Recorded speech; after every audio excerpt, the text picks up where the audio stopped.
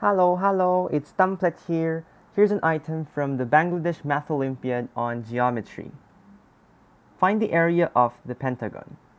The blue segments are given to be congruent. The three green segments are also congruent to each other. The three orange angles are congruent, and here we have two right angles highlighted in red. As usual, pause this video if you would like to give this item a try, but if you're done, let us dive into the solution. Now, the very obvious first step for us is to be able to get whatever we can, and let us start with the angles. So for the angles, since we know that these two angles are right, so these have to be 90 each.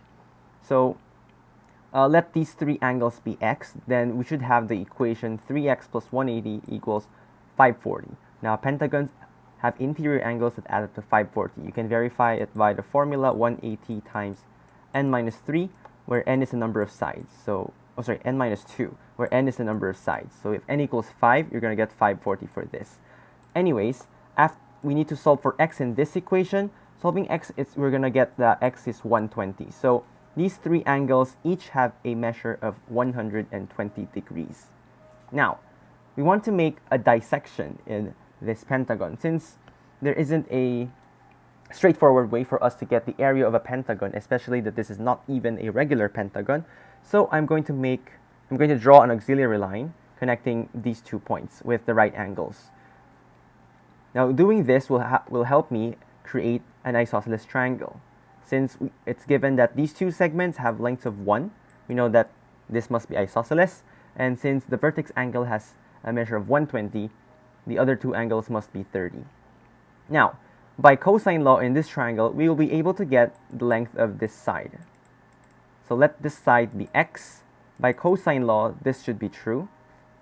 And all we have to do is just solve for x. So solving for x, we're going to get that x squared equals 1 squared plus 1 squared, that's just 2. Now 2 times 1 times 1, that's also 2. Cosine 120, that's negative 1/2. So we know that x squared here is 2 times negative 1/2, that's negative 1, so we add 1. So x squared equals 3, so we have x equals square root of 3. And this is very nice because we're going to draw another point, and we're going to draw two auxiliary lines. Now, what's the motivation behind this? Take a look at these two angles highlighted here in green. Now, since we know that there's a red right angle in the beginning, and this part is 30, we know that these two must be 60 each. Now we have a lot of 60 degrees, 120 degrees angles, and quite an amount of congruent side. We have three congruent green segments here, so it will motivate for us to create a lot of equilateral triangles. In fact, if we take the midpoint of this blue segment over here and we draw two auxiliary lines, this will be the result. So in a sense, these three triangles are all equilateral triangles. And since we know that this blue segment was of length square root of 3, we know that half of it is going to be square root of 3 over 2. Now, we know that this angle is 60, this angle is 60,